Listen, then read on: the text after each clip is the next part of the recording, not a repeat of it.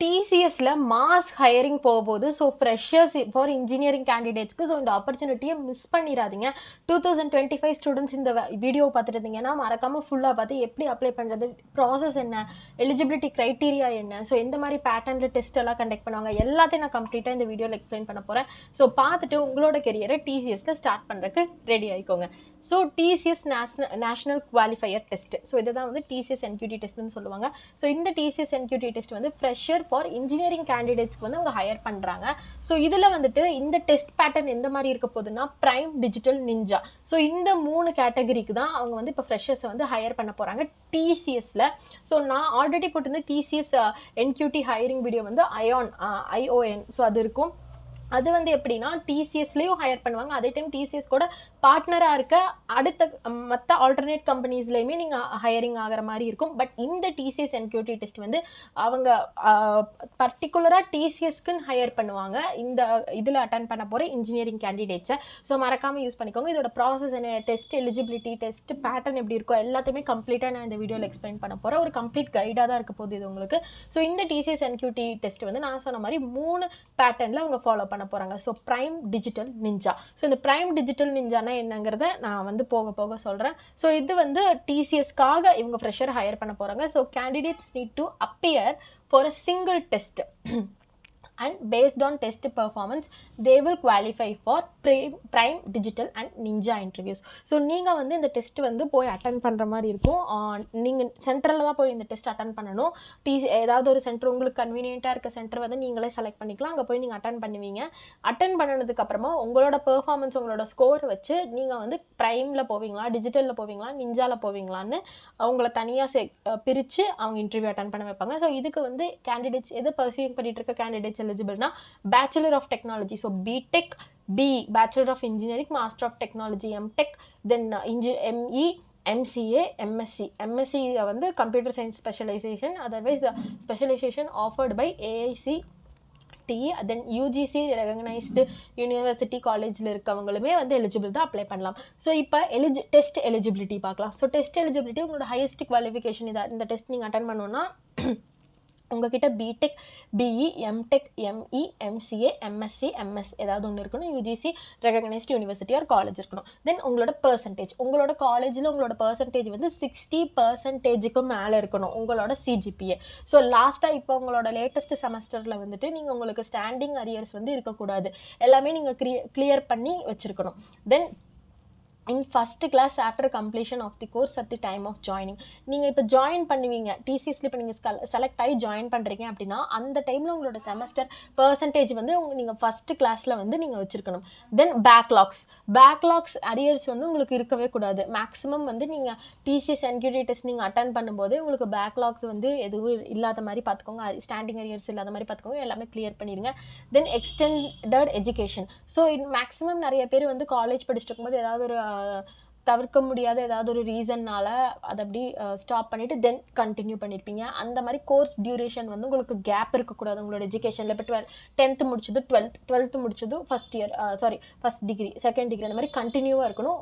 Gap வந்து உங்களுக்கு allowed இருக்குது, ரொம்ப அதிகமான கேப் வந்து இருக்கக்கூடாதுன்னு சொல்கிறாங்க. ஸோ அது எவ்வளோன்னா 24 months மேலே உங்களோட குவாலிஃபிகேஷன், எஜுகேஷனல் குவாலிஃபிகேஷனுக்கு நடுவில் கேப் இருக்கக்கூடாதுன்னு சொல்கிறாங்க. தென் கோர்ஸ் டைப் வந்து ஃபுல் டைம் கோர்ஸ் தான் நீங்கள் போயிருக்கணும். பார்ட் டைமில் உள்ள கரஸ்பாண்டன்ஸ் டிஸ்டன்ஸில் படிக்கிறது வந்து எலிஜிபிள் கிடையாது. நீங்கள் ஃபுல் டைம் போய் அந்த 2 டிகிரியுமே நீங்கள் படிச்சிருக்கணும்னு சொல்கிறாங்க. ஓப்பன் ஸ்கூலிங், ஸோ உங்களோட candidates who have completed their secondary and senior secondary course from national institute of opening school வந்து eligible. So graduation and post graduation நீங்கள் வந்து இந்த மாதிரி ஓப்பன் ஸ்கூலிங்கில் வந்து பண்ணியிருந்தீங்கன்னா நீங்கள் எல்லாருமே எலிஜிபிள் தான் அப்ளை பண்ணலாம். தென் ஒர்க் எக்ஸ்பீரியன்ஸ் உங்களுக்கு வந்து இப்போ வந்து 2 years வரைக்கும் உங்களுக்கு எக்ஸ்பீரியன்ஸ் இருந்தால் நீங்கள் வந்து prior work experience of up to 2 years are eligible to apply for this hiring process. So உங்களுக்கு வந்து போஸ்ட் கிராஜுவேஷன் ஸ்டூடெண்ட்டாக இருந்தீங்கன்னா, ஒரு வேளை உங்களுக்கு போஸ்ட் கிராஜுவேஷன் இல்லை அப்ளிகபிள், போஸ்ட் கிராஜுவேஷன் ஸ்டூடெண்ட்டாக இருக்கீங்க, நீங்கள் உங்களுக்கு 2 years எக்ஸ்பீரியன்ஸும் இருக்குது அப்படின்னா நீங்கள் இந்த ஜாபுக்கு அப்ளை பண்ணலாம். அதாவது நீங்கள் MCA முடிச்சுட்டு ஒரு 2 years ஒர்க் பண்ணிவிட்டு இப்போ நான் இதுக்கு அப்ளை பண்ணலாமான்னு கேட்டால் அப்ளை பண்ணலாம். படிச்சுட்டு இருக்கவங்களும் அப்ளை பண்ணலாம். ஆனால் இது போஸ்ட் கிராஜுவேஷனுக்கு மட்டும்தான். UG படிச்சுட்டு இருக்கேன் நான், இப்போ வந்து நான் வந்து பிஜி பண்ணலை, பட் எனக்கு 2 இயர்ஸ் எக்ஸ்பீரியன்ஸ் இருக்குன்னா நீங்கள் எலிஜிபிள் கிடையாது.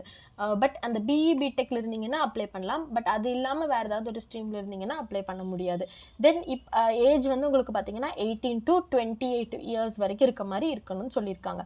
இப்போ ஹையரிங் கேட்டகரிஸ் பார்க்கலாம்.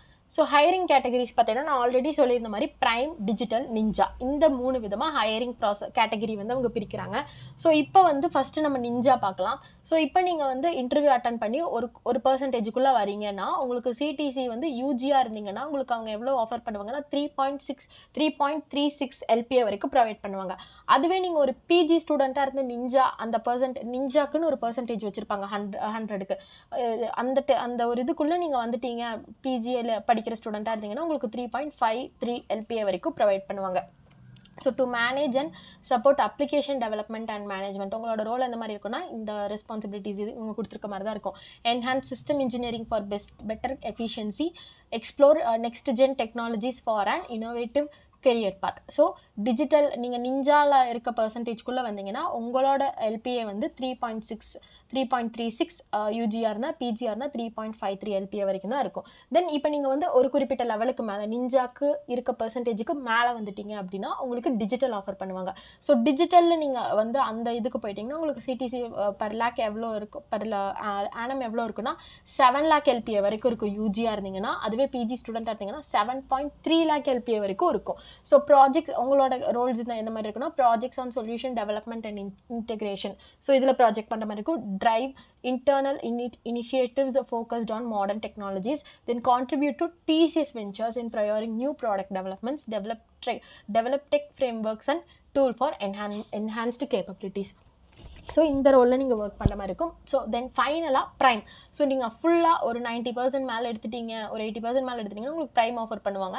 So CTC for prime UG வந்து 9 லேக் எல்பிஏ வரைக்கும் யூஜிக்கு ஆஃபர் பண்ணுறாங்க. பிஜிக்கு வந்து 11.5 லேக் எல்பிஏ வரைக்கும் பிஜிக்கு ஆஃபர் பண்ணுறாங்க. ஸோ இதில் நீங்கள் வந்து இப்போ நீங்கள் ப்ரைமில் ப்ளேஸ் ஆகிட்டிங்கன்னா நீங்கள் காம்ப்ளெக்ஸ் ப்ராஜெக்ட்டில் ஒர்க் பண்ணுற மாதிரி இருக்கும். Advanced technologies, algorithms, data structure அல்காரிதம்ஸில் ஒர்க் பண்ணுற மாதிரி இருக்கும். அதே time explore of emerging technologies, கண்டினியூவாக டெக்னாலஜிஸ் புதுசு வர நீங்கள் லேர்ன் பண்ணிகிட்டே இருக்கணும். Integrate system design using tech automation and robust security practices வந்து உங்களுக்கு இருந்துகிட்டே இருக்கணும். ஸோ இது வந்து ஹையரிங் கேட்டகரிஸ். ஸோ இப்போ நம்ம வந்துட்டு ஹையரிங் கேட்டகரிஸ், டெஸ்ட் எலிஜிபிலிட்டி எல்லாமே நம்ம பார்த்துருப்போம். இப்போது இந்த 3க்கும் நிஞ்சா வரணும்னா நிஞ்சா, டிஜிட்டல்னா டிஜிட்டல், ப்ரைம்னா ப்ரைம். ஸோ மேக்ஸிமம் எல்லாம் டிஜிட்டல் ஆர் ப்ரைம் வரணும்னு தான் நினைப்போம். ஸோ அந்த மாதிரி வரணும்னா அதுக்கு ஃபஸ்ட்டு உங்களுக்கு டெஸ்ட் பேட்டர்ன் அண்ட் ஃபீச்சர்ஸ் எந்த மாதிரி ரவுண்ட்ஸ் எல்லாம் இருக்க போது என்ன மாதிரி பேட்டர்ன்ஸ் இருக்குன்னு உங்களுக்கு தெரியணும். ஸோ அது என்னன்னு இப்போ பார்க்கலாம். ஸோ மேக்ஸிமம் பார்த்தீங்கன்னா உங்களுக்கு டெஸ்ட் பேட்டர்ன் வந்து எந்த மாதிரி இருக்கும் அப்படின்னா ஃபவுண்டேஷன் 2 செக்ஷன்ஸாக பிரிக்கிறாங்க, ஃபவுண்டேஷன் அண்ட் அட்வான்ஸ்டு.